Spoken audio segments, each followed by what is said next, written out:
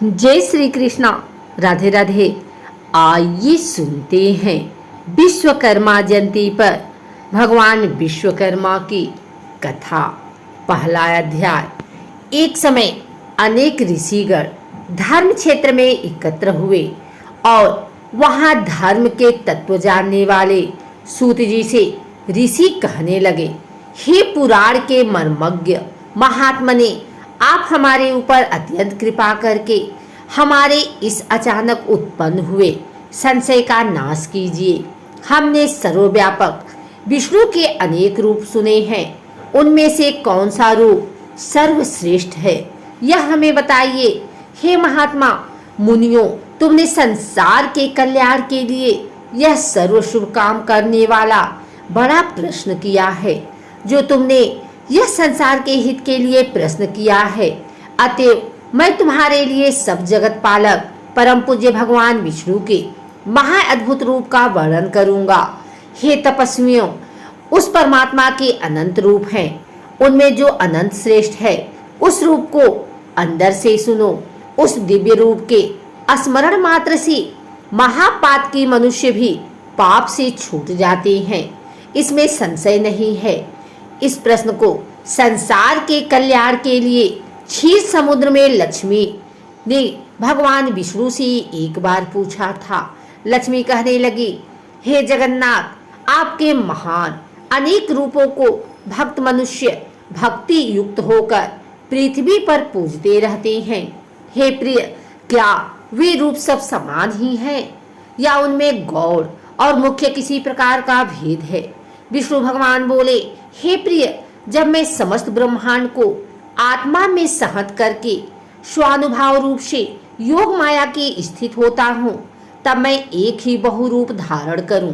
इस प्रकार इच्छा करता हुआ अपनी माया के वश में हुआ जीवों को कर्म भोग के लिए क्षण मात्र में असंख्य ब्रह्मलोक आदि लोकों को जिस रूप में रचता हूँ, हे देवी, उस रूप को मैं तुझसे कहता हूँ, तुम ध्यान से सुनो।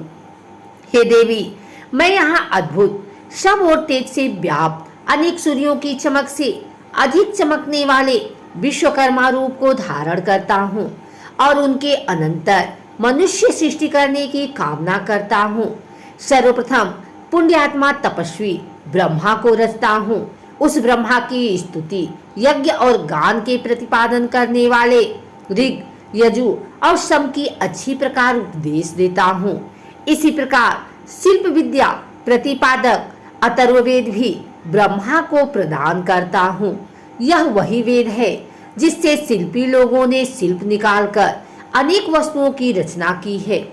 हे देवी, मेरे अनेक रूपों में यह विश्वकर्मा रूप मुख्य है।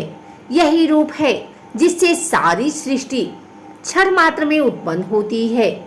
इस विश्वकर्मा रूप परमात्मा के अद्भुत रूप का जो क्षण मात्र भी ध्यान करता है, उसके समस्त विघ्न नष्ट हो जाते हैं। जो शिल्पी श्री विश्वकर्मा के प्रज्वल दिव्य रूप का ध्यान से चिंतन करता है, उसके समस्त दुख विशीर्ण हो जाते हैं। श्री विश्वकर्मा संहितांतर्गत सृष्टिखंड विश्वकर्मा महात्म्य का पहला अध्याय समाप्त। आइए सुनते हैं दूसरा अध्याय। सूत जी कहने लगे कि हे ऋषियों, इस प्रकार लक्ष्मी जी को अपने दिव्य रूप का वर्णन करके त्रिलोक के पति भगवान विष्णु चुप हो गए। ऋषि लोग बोले, सर्वधर्म को जानने वाले महाराज सूत जी, आपने यह दिव्य लक्ष्मी और भगवान विष्णु का दिव्य संवाद कैसे जाना? यह भगवान विष्णु को दिव्य विश्वकर्मा रूप किस प्रकार संसार में प्रसिद्धि को प्राप्त हुआ और कैसे संसार ने इस रूप को जाना? सूत जी बोले, हे मुनियों, सुनो। जिस प्रकार मनुष्यों को कामना का देने वाला यह समाचार मेरे कड़गोचर हैं। एक महर्षि अंगीरा नाम वाले हुए, जिन्होंने हिमालय पर्वत के समीप गंगा तट पर बड़ा भारी तप किया। वर्षा ऋतु में तो आवरण रहित स्थान में, शीतकाल में शीतल जल में, ग्रीष्म काल में धूप में बैठकर वह अंगीरा मुनि तप करने लगे।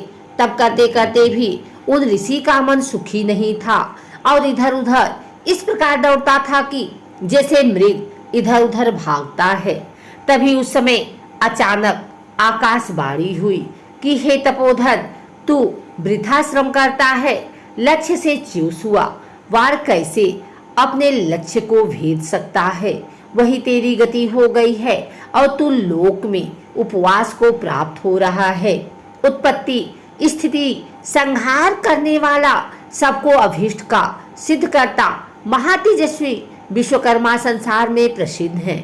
उसका पंचमुख और 10 बाहु वाला महादिव्य रूप सरस्वती और लक्ष्मी से पूजित है। उसका तो दिन रात ध्यान कर। इस रूप का स्वयं हरि ने क्षीर समुद्र में उपदेश दिया है। आज भी उनके ध्यान से मेरे रोमांच खड़े हो जाते हैं। अमावस्या के दिन सब कामों को छोड़कर व्रत का आचरण कर और उसी दिन विधि पूर्वक विश्वकर्मा जी की पूजा कर। इस प्रकार आकाश को गुजा देने वाली बाणी को सुनकर अंगिरा मुनि बड़े विस्मय को प्राप्त हुआ और भगवान का ध्यान करने लगे। श्री विश्वकर्मा जी का ध्यान करते समय उनके चित्त में शिल्प ज्ञान का धारक अर्थ सहित अथर्ववेद प्रविष्ट हुआ। उन तत्वज्ञ अंगिरा मुनि ने विमान रचना आदि की अनेक शिल्प विद्याओं का रस अथर्ववेद के ज्ञान से आविर्भाव किया। यह संसार श्री विश्वकर्मा भगवान की कृपा से ही सुखी है, क्योंकि उनके बताए ज्ञान से ही आवश्यक ज्ञान आदि जगत बना है। तभी से श्री विश्वकर्मा जी का महारूप संसार में प्रसिद्ध हुआ है। परंपरा से आए हुए इस कथानक ने मेरे कानों को भी पवित्र किया है। हे ऋषियों, इस परम रहस्य को जो मनुष्य श्रवण करेंगे उनके लिए श्रवण मात्र से ही ज्ञान प्राप्ति हो जाएगी। यह महाज्योति रूप है जो संसार का उपकारक है। वह मनुष्य कृतज्ञ और पापी है जो इस रूप का ध्यान नहीं करता है। श्री विश्वकर्मा संहिता अंतर्गत सृष्टि खंड विश्वकर्मा महात्मा का 2रा अध्याय समाप्त। 3रा अध्याय प्रारंभ। हे महाराज, आपसे कहे हुए श्री विश्वकर्मा के चरित्र को श्रवण करते हुए हमारे चित्त की तृप्ति नहीं होती है। जैसे अमृत के पान करने से देवताओं की तृप्ति नहीं होती है, अब भी श्री विश्वकर्मा जी के सच्चरित्र के श्रवण की इच्छा इस प्रकार बढ़ती जा रही है जैसे हवा से बार बार अग्नि बढ़ती है। सूत जी कहने लगे, हे मुनि श्रेष्ठों, एकाग्र मन से तुम जगत पूज्य सच्चिदानंद गुरु श्री विश्वकर्मा जी का दिव्य आख्यान सुनो। प्राचीन काल में एक प्रमंगन नाम का राजा हुआ जो अपनी प्रजा को संतान से समान पालता था और सब धन के कामों में बिल्कुल प्रसारण नहीं किया करता था। वह अपनी प्रजा का स्नेह से शासन करता था और कभी भी दंड से प्रजा का दमन नहीं करता था। दरिद्रता से आक्रांत हुए मनुष्य मेरा शासन मानेंगे या उसकी नीति नहीं थी। अतएव वह राजा सदा प्रजा की वृद्धि के लिए यत्न करता था। उसका राज्य कृतज्ञ और दुष्टों के अभाव के कारण सुखी था। उस राजा की कमल के समान नेत्र वाली, साक्षात सती के समान सती, विदुषी, धर्म कर्म व्रत परायण कमला नाम भार्या थी। तभी दैवयोग से उस राजा के शरीर में दारुण कुष्ठ रोग उत्पन्न हो गया। बार बार चिकित्सा किया हुआ भी वह रोग स्वरूप भी शांत न हुआ। उस रोग की पीड़ा से पीड़ित राजा बड़ा व्याकुल होने लगा। ऋषि कहने लगे, हे सुदर्शन सूत, आप पाप रोग धर्म से पृथ्वी पालन करने वाले महात्मा को कैसे हुए? यदि इस प्रकार धर्मात्माओं को भी रोग उत्पन्न हो जाता है तो फिर धर्म कर्म में कौन विश्वास करेगा? सूत जी कहने लगे, हे ऋषियों, उस राजा ने पूर्व जन्म में स्वार्थांध होकर यह उपदेश दिया था कि यह संसार अनादि है, इसका कर्ता कोई विश्वकर्मा नहीं है। यह इस कारण लोगों की वंचता करता फिरता था और नास्तिक मत का प्रचारक था। आप जानते हो, यदि कर्मों के फल का देने वाला विश्वकर्मा परमात्मा हो तो उपकार का कर्ता उपकृत मनुष्य द्वारा मृत्यु के अनंतर दिए आशीर्वादों से उत्पन्न पुण्य फल को कैसे प्राप्त कर सकता है? जब परोपकारी को अपने पुण्य का फल मिल ही न सकेगा तो क्यों कोई किसी का उपकार करेगा? अब जब कोई किसी का उपकार नहीं करेगा तो संसार का उच्छेद नाश हो जाएगा। इसलिए नास्तिक पाखंडी की दुर्दशा अवश्य होती है। अनेक जन्मों के पाप पुण्य कर्म का जन्म में ही उसका फल नहीं देते, अतः उस जन्म में यह फल प्राप्त हुआ, इसमें कोई आश्चर्य नहीं है। अब मैं तुमसे आगे की कथा कहता हूँ, ध्यान से सुनो। कभी उस राजा को अधिक व्याकुल देखकर उसके दुख से दुखी हुई पतिव्रता बेचारी रानी बोली, हे राजन, बड़ा तेजस्वी हमारा कुल पुरोहित अचानक अच्छी रोग से व्याप्त हुआ और बिल्कुल अंधा हो गया। उसे उपमन्यु पुरोहित ने अपने अतीन्द्रिय ज्ञान से देखा तो यह प्रतीत हुआ कि उसे अमावस्या को व्रत कर और श्री विश्वकर्मा जी का पूजन करना चाहिए। तब से ही उस पुरोहित ने सब कर्मों को छोड़कर विधि पूर्वक व्रत किया। व्रत के दिन ब्रह्मचारी रहता और फलाहार या एक बार अनाहार करता तथा धर्म चर्चा में लीन रहा करता था। उस व्रत प्रभाव के कारण पुरोहित को दिव्य दृष्टि प्राप्त हुई और बुढ़ापे में भी उसको देखने की दृष्टि नष्ट हुई। हे महाराज, मैं दीनता के साथ प्रार्थना करती हूँ कि आप भी दीन पालक श्री विश्वकर्मा की शरण में जाइए, जिससे इस दुख से छुटकारा मिले। राजा बोले, हे प्रिय, तुमने ठीक कहा है। इसको सुनकर मेरा चित्त बड़ा प्रफुल्लित हो रहा है और मुझे निश्चय सा हो रहा है कि भगवान श्री विश्वकर्मा के व्रत से रोग की अवश्य निवृत्ति होगी, क्योंकि किसी भी कार्य की सिद्धि को चित्तोत्साह प्रथम ही कह दिया करता है।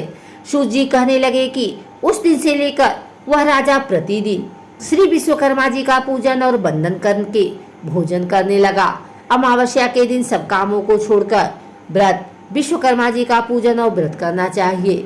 श्री विश्वकर्मा संहिता अंतर्गत सृष्टि खंड विश्वकर्मा महात्मा का 3रा अध्याय समाप्त। 4था अध्याय प्रारंभ। सूत जी कहने लगे, हे मुनियों, मैंने तुमको श्री विश्वकर्मा जी के अद्भुत चरितामृत का पान कराया है। अब आगे जगत को विस्मय करने वाले चरित्र का वर्णन करता हूँ।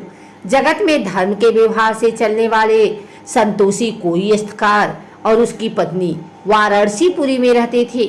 अपने कर्म में कुशल बुद्धिमान वह अस्तकार बड़ा व्याकुल हुआ। अपने पर्याप्त निर्वाह के योग्य वृत्ति को खोज में दिन रात लगा रहता था। इस प्रकार लालच में पड़ा और सतत प्रयत्न करने के बाद भी कठिनाई से भोजन और अच्छदादन ही प्राप्त कर सकता था। उस अस्तखार की स्त्री पुत्र न होने के कारण नित्य सोचा करती रहती थी कि मालूम नहीं बुढ़ापे में कैसे निर्वाह होगा। इस प्रकार चिंतातुर वह स्त्री की इच्छा से मंदिरों में महंतों के पास व्याकुल होकर मन तंत्रादि से पुत्र के अर्थ घूमने लगी। दाढ़ी मूछ जिनके मुख पर बढ़ रही है, ऐसे ऐसे आडंबरी मलिच्छों फक्कड़ों के निकट भी वह दिन रात दौड़ती फिरती थी, परंतु उसकी कामना कहीं भी सिद्ध नहीं होती थी। काश कुश यमुना की बालू में जल के भ्रम से दौड़ती मृगी की तरह उसकी दशा हो रही थी। कोई कोई ठग मयूर पिच्छों की भांति हुई मोर छल के झाड़े से उसको बहकाता था और कोई भोजपत्र पर जंतर लिखकर उसको भुलवा देता था। कोई धूर्त उसको कहता था कि मेरी देह में अमुक देवता आता है, वह प्रसन्न हो तेरे लिए वर प्रदान करेगा। यह कहकर श्वेत भस्म देकर घर भेज देता था। इस प्रकार सोचे दशा को प्राप्त हुए दोनों स्त्री पुरुष बड़े दुखी थे। उनको दुखी देखकर एक पड़ोसी ब्राह्मण बोला, हे रत्कार, तू क्यों इधर उधर भटकता फिरता है? मेरी बुद्धि में तू सब तरह से मूर्ख प्रतीत होता है। तू वृथा ही सिखा और यज्ञोपवीत को धारण करता है, और तेरी भार्या भी बिल्कुल मूर्ख है, इसमें कोई संदेह नहीं है। इन मिथ्या उपायों से संतान उत्पन्न नहीं हुआ करती है, और न धन मिलता है और न कुछ भी सुख प्राप्त होता है। यह तो व्यर्थ की भाग दौड़ है। वे मनुष्य ज्ञानी हैं जो इस प्रकार के व्यर्थ उद्योगों से अपने मनोरथ सिद्ध करना चाहते हैं। कहीं व्यर्थ उद्योग करने पर भी मनोरथ सिद्ध हुए हैं। इस मनुष्यों से अधिक वे मूर्ख हैं जो मलेच्छों की फूंक की अग्निज्वाला से अपने संतान का जीवन होना समझते हैं। मलेच्छों की फूंक से दग्ध हुए कुमाता के पुत्रों की फिर धर्म शास्त्र में अनुकूल उत्तम बुद्धि उत्पन्न नहीं हो सकती। इसलिए तू सब वृथा के उपायों को छोड़ दे और केवल दयालु श्री विश्वकर्मा की शरण को प्राप्त हो। हे श्रेष्ठ पुरुष, विश्वकर्मा की कृपा से तेरी अवश्य ही सिद्धि होगी। समस्त दुखों के नाश करने में श्री विश्वकर्मा के अतिरिक्त अन्य कोई भी सामर्थ्य नहीं है। कर्मों के फलदान देने में वह विश्वकर्मा परमेश्वर स्वतंत्र है। और आगे पीछे करके कर्मों के फल देते रहते हैं। यदि तेरी यह दुर्दशा अपने बुरे कर्मों के फल से हो रही है तो वह विश्वकर्मा रूप ईश्वर अन्य योनियों में भी फल दे सकता है, क्योंकि वह सर्वशक्तिमान है। ईश्वर कर्मों के फल स्वरूप सुख दुख देता है और इस सुख और दुख के साधन उसके पास बहुत हैं। उसके पाप केवल दुख देने के लिए निर्धन या निसंतान बना देता ही साधन है। इसलिए तू सब कामों को छोड़कर अमावस्या को व्रत कर और जितेंद्रिय रहकर भक्ति से विश्वकर्मा भगवान का श्रवण किया कर। जितना हो सके उतना दान, अध्ययन, परोपकार के कार्य आदि करता रह। इस प्रकार ब्राह्मण के वचनों को सुनकर उस अस्तखार के लोचन खुल गए। उस परोपकारी ब्राह्मण के चरणों को देर तक स्पर्श करके वह रथ कर श्री विश्वकर्मा जी का ध्यान करता हुआ अपने घर को चला गया। उस दिन से लेकर वह धर्मात्मा रथकार श्री विश्वकर्मा जी के चरण कमलों की शक्ति में लीन रहने लगा। उस रथकार की उत्तम स्त्री भी सब मिथ्या उपायों को छोड़कर श्री विश्वकर्मा के उत्तम गुणों में भक्ति करने लगी। अमावस्या के दिन इस दिव्य व्रत के प्रमाण से वह दंपति धन और पुत्रों से युक्त हुई। उस रथकार का एक दिन भी बिना वृत्ति के नहीं जाता था। उसका पुत्र बड़ा सुशील, गुणवान, विद्यमान और अपने माता पिता की शुश्रूषा करने वाला हुआ। इस प्रकार सब देवों से अतिशय श्री विश्वकर्मा के प्रभाव से यह गृहस्थ सुख भोगने लगा। इसी प्रकार जो मनुष्य भक्ति युक्त चित्त से श्री विश्वकर्मा का ध्यान करते हैं वे इस लोक में पुत्र पौत्र आदि से युक्त होकर सुखी होते हैं। श्री विश्वकर्मा संहितांतर्गत सृष्टि खंड विश्वकर्मा महात्मा का चौथा अध्याय समाप्त। 5वां अध्याय प्रारंभ। ऋषियों ने कहा, हे सुत जी, विश्वकर्मा भगवान के जिन चरणों की पूजा देवता भी करते हैं, आनंदमय चरित्र को थोड़ी सी शब्दों में सुनकर हमारी इच्छा और भी बढ़ गई है। जिस प्रकार हवि से अग्नि प्रचंड हो जाती है, ठीक इसी प्रकार ज्यों ज्यों हम विश्वकर्मा भगवान का चरित्र सुनते हैं त्यों त्यों उनके सुनने की इच्छा और भी बढ़ती जाती है। सूत जी बोले, हे मुनि लोगों, आप लोगों ने विश्वकर्मा के चरित्र को सुना, जिसके सुनने से देवता भी नहीं अघाए। एक बार नैमिषारण्य में मुनि और सन्यासी लोग एकत्र हुए और अपने अमिष्ट की प्राप्ति के लिए एक सभा की। विश्वामित्र कहने लगे कि हमें लोगों के आश्रमों में दुष्ट कर्मों के करते हुए राक्षस लोग यज्ञ करने वाले मुनियों के आसपास ही बड़े बड़े मनुष्य को अपना ग्रास बना लेते हैं। इस प्रकार यज्ञों को नष्ट करते हुए वह राक्षस लोग नर मांस भक्षक करते हैं। मातंग मुनि कहने लगे कि हमारे पूज्य पुरोहित उपमन्यु, जो ब्रह्मचर्य व्रत में स्थित रहकर और कंदमूल खाकर सदा धर्म कार्य में संलग्न रहते हैं तथा जो प्रतिदिन सारे कर्मों को छोड़ परमात्मा का ध्यान करते रहते हैं तथा वह भी राक्षसों को नष्ट करने में समर्थ हो सकते हैं। इसलिए अब हमें अनेक कुकृत्यों से बचने का कोई उपाय अवश्य करना चाहिए। सूत जी बोले, हे ऋषियों, इस प्रकार ऋषि मुनियों के वचन सुनकर वरिष्ठ मुनि जी कहने लगे कि एक बार पहले भी ऋषि मुनियों पर इस प्रकार का कष्ट आ पड़ा था। उस समय वह सब मिलकर स्वर्ग में ब्रह्मा जी के पास गए। चतुर्भुज ब्रह्मा ने पद्मासन लगाए हुए शांत भाव से ध्यान वंचित में उन्होंने ऋषि मुनियों को देखा, जो दुख से छुटकारा देने वाले शिवरूप भगवान का ध्यान कर रहे थे। उन प्रभु जो सबका पिता है, यह सब बात आदि से अंत तक जान ली और ऋषि मुनियों को दुख से छुटकारा पाने के लिए विश्वकर्मा भगवान की कथा का उपदेश दिया। सूत जी बोले, हे ऋषियों, इस प्रकार उनके वचन सुनकर विश्वामित्र मुनि को बड़ा आश्चर्य हुआ और वह जरा निकट आ गए। तब ब्रह्मा के बताए हुए और पक्के सुख के उपाय को सुनकर विश्वामित्र मुनि मन को प्रसन्न करने वाले वचन कहने लगे। विश्वकर्मा मुनि बोले कि मुनि लोगों, आप लोग वरिष्ठ के कथन को सुनो। वस्तुतः यह बात निश्चित ही है कि ब्रह्मा ही सब दुखों का उपाय है, इसलिए हमें इसके लिए कुछ अधिक सोच विचार की आवश्यकता नहीं। सारे पापों को दूर करने वाला और दुखों को हटाने वाला एक ही ब्रह्मा है। सूत जी बोले, ऋषि लोगों ने ध्यान पूर्वक सुना और गदगद वाणी से कहने लगे कि विश्वकर्मा मुनि ने ठीक ही कहा है कि ब्रह्मा की ही शरण जाना उपयुक्त है। ऐसा सुन सब ऋषि मुनियों ने स्वर्ग को प्रस्थान किया। वह राक्षसों से हुई अपनी दुर्दशा ब्रह्मा को सुना सके। मुनियों के इस प्रकार कष्ट को सुनकर ब्रह्मा जी को बड़ा आश्चर्य हुआ। उसी समय ब्रह्म तेज से प्रकाशित अपनी आंखों को मूंद कर विचार मग्न हुए। इस प्रकार राक्षसों द्वारा की गई सारी दुर्दशा को समझ ब्रह्मा जी, जो बड़े तेजस्वी थे, मन को आनंद देने वाले वचन कहने लगे। ब्रह्मा जी कहने लगे कि हे मुनियों, राक्षसों से तो स्वर्ग में रहने वाले देवता को भी भय लगता है, फिर मनुष्यों का तो कहना ही क्या है। बुढ़ापे और मृत्यु के दुखों में लिप्त रहते हैं। सुनो, उन राक्षसों को नष्ट करने में महातेजस्वी विश्वकर्मा ही हैं, जो सब प्रकार के बलों से युक्त और सारे विश्व में प्रसिद्ध हैं। उसी की पूजा से तुम लोग राक्षसों को नष्ट करने में समर्थ हो सकते हो। इस वास्ते उसी दयालु विश्वकर्मा की शरण में जाओ। देवताओं को हवि के पहुंचाने वाला अग्नि नामक देवता संसार में प्रसिद्ध है। उसी का पुत्र यज्ञों में श्रेष्ठ पुरोहित होता है। अंगिरा उसका नाम है और सब मुनियों में श्रेष्ठ है। वही आपको दुखों से पार कर देगा, इसमें कोई संदेह नहीं है। इसलिए हे मुनियों, आप उन्हीं मुनि श्रेष्ठ के चरण कमलों को छुआ और उन्हीं से अपने कष्टों से मुक्ति पाने के लिए प्रार्थना करो।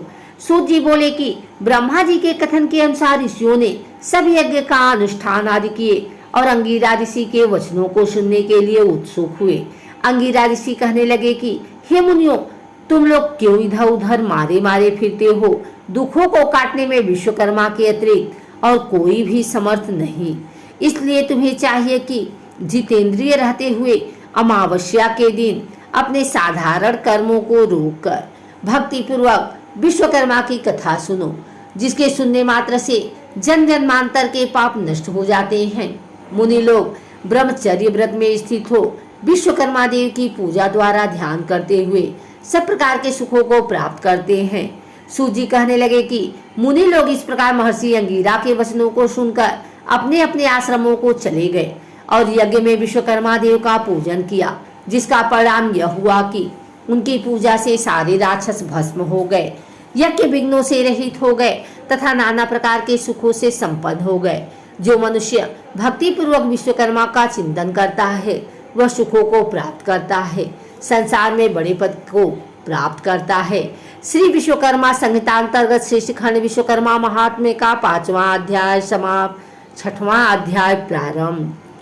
सूत जी बोले, हे मुनियों, मैं आपसे सब लोगों में विख्यात श्री विश्वकर्मा का महात्म्य फिर कहता हूँ, तुम ध्यान से सुनो। उज्जैन नगरी में एक सर्वश्रेष्ठ धन तत्पर उदार धनंजय नाम सेठ था। उस सेठ का कोष खजाना लाल मोती हीरे जवाहरातों से ऐसे भरा था जैसे कुबेर का भंडार भरा हो। विवाह, व्यवहार, अभियोग, रोग संकट में प्रत्येक मनुष्य उसके धन का उपयोग किया करता था। उपकार में लगे हुए इस सेठ का धन छीड़ हो गया और वह ऐसा दुख पाने लगा जैसे कीचड़ में फंसा हुआ हाथी दुखी होता है। उस सेठ की यह प्रबल आशा थी कि पूर्व उपकार किए मेरे मित्र मेरी अवश्य सहायता करेंगे, परंतु उसकी आशा व्यर्थ हुई और उन कृतज्ञ मित्रों में से कोई भी उसके उपकार के लिए समर्थ नहीं हुआ। उसके मित्र क्षण मात्र में शत्रु हो गए और वे उपकृत मित्र की सर्वप्रथम उस सेठ की निंदा करने लगे। उसके वे पुराने मित्र अपनी दृष्टियों को छिपा छिपा कर निकल जाते थे। बात तो यह है कि स्वार्थी मित्र विपत्ति में साथी नहीं हुआ करते। इस नीच वृत्ति से उस धनंजय सेठ को एक बार ही संसार से विरक्ति और मनुष्यों से घृणा उत्पन्न हो गई। वह अपने नगर को छोड़कर और कृतज्ञों के मुख पर थूक कर वन को चला गया। कंद मूल फल आदि से प्रयत्न पूर्वक अपनी वृत्ति करता था और मनुष्य मात्र को देखकर दूर भाग जाता था। एक बार घूमते हुए सेठ ने पर्वत की गुफा में पद्मासन बांधे शांत लोगों से व्याप्त लोमस मुनि को देखा। उस धनंजय ने उस मुनि को कोसों से व्याप्त देखकर पशु समझा और कौतूहल तमाशा की इच्छा से उनके पास अच्छी तरह बैठ गया। मुनि ने पास बैठे हुए धनंजय से पूछा, हे महात्मा, कुशल तो हो? कहाँ से पधारे हो? उस धनंजय ने इस पशु को मनुष्य के समान बोलता देखकर बड़ा अचंभ किया और प्रारंभ से अपना सारा वृतांत उस ब्रह्मर्षि को बता दिया। यह सुनकर मुनि श्रेष्ठ धनंजय से बोला, यदि तुझे पापी कृतज्ञों से घृणा है तो तू कैसे विश्वकर्मा से विमुख हो रहा है? हे श्रेष्ठी, सब सुखों के भोगने की शक्ति वाले तुझको उसी विश्वकर्मा ने बनाया है। वह विश्वकर्मा को भूल जाने से कैसे सुख मिल सकता है। नास्तिक कृतज्ञोपकार को तभी भूलता है जब वह प्रथम परमेश्वर को भूल जाता है। इसलिए तू अद्भुत शक्ति वाले विश्वकर्मा की शरण को प्राप्त हो। उधर वो मूल जगत के कारण उस विश्वकर्मा ने नाना रूप है। कोई रूप द्विबाहु, कोई चतुर्बाहु और कोई 10 बाहु का है। इसी प्रकार एक मुख, चतुर्मुख और पंचमुख के रूप हैं। मनु, मैं, त्वष्टा, शिल्पी और दैव योग से विश्वकर्मा के साकार रूप के पुत्र हैं। श्वेत बंधु के समय श्री रामचंद्र जी ने भी श्री विश्वकर्मा जी का पूजन किया है। श्री कृष्णचंद्र ने द्वारका रचना के समय श्री विश्वकर्मा की पूजन की है। इसी से वे भी द्वारका जैसी सुंदर पुरी की रचना कर सके हैं। हे धनंजय, तू भी उसी श्री विश्वकर्मा का पूजन और वंदन कर। इस प्रकार सब दुखों से छुटकर सब सिद्धि प्राप्त करेगा। इस प्रकार उस लोमस ऋषि का उपदेश सुनकर उस श्रेष्ठी को बड़ा संतोष हुआ और दिन से ही लेकर वह श्री विश्वकर्मा का भक्त हो गया।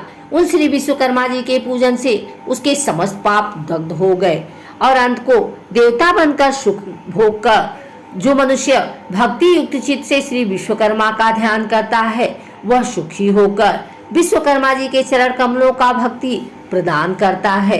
श्री विश्वकर्मा जी का यश बड़ा पवित्र है। उसको तो तत्वज्ञ मनुष्य सुनता है। वह पृथ्वी पर सब सुखों को प्राप्त करके अंत में श्री विश्वकर्मा जी के शाश्वत पद को प्राप्त करता है। श्री विश्वकर्मा संहिता अंतर्गत श्रेष्ठ खंड विश्वकर्मा महात्म्य का 6वां अध्याय समाप्त। 7वां अध्याय प्रारंभ। ऋषि कहने लगे, भगवान विश्वकर्मा की पवित्र कथाओं को श्रवण कर हमको बड़ी श्रद्धा उत्पन्न हुई है। अब आगे और सुनना चाहते हैं। चित्त में उद्योग होने पर क्या करना चाहिए? दरिद्र किस प्रकार नष्ट होता है? मृतवसा अर्थात जिस स्त्री के उत्पन्न होकर बच्चा मर जाता है उसकी शांति का क्या उपाय है? हे तपोधन, पहले जन्म में किए गए पाप इस जन्म में फल देते हैं। रोग दुर्गति, अमिष्ट वस्तुओं का नाशक और समशेत पीड़ाओं को हरण करने वाले भगवान विश्वकर्मा के पूजन को कहता हूँ। दूध पीने वाले छोटे बालकों तथा तरुण बालकों का मरना मृत वत्सा इस तरह की शांति के लिए और चित्त का वैकल्प दूर करने के लिए भगवान विश्वकर्मा का पूजन करना चाहिए। प्राचीन काल में रथांतर कल्प में एक दंतवाहन नाम का राजा हुआ। वह सूर्य के समान प्रभावशाली लोकों में प्रसिद्ध था। उसी का कृतवीर्य नाम का एक प्रतापी पुत्र हुआ जो 7 द्वीपों पर्यंत पृथ्वी में शासन करता था। उस राजा के 11 पुत्र पूर्व जन्म में किए पाप के वश पैदा होते ही नष्ट हो गए। तब तो रानी शोक करती हुई पृथ्वी पर पछाड़े खाती हुई रुदन करने लगी और राजा से बोली कि मैं अपने यौवन को नष्ट करके पुत्रहीन कैसे धैर्य धारण करूं। तब राजा अपने स्त्री को संतोष दिलाकर गुरु के घर गया और प्रणाम कर बोला, हे भगवान, मेरे पुत्र होकर मर जाते हैं।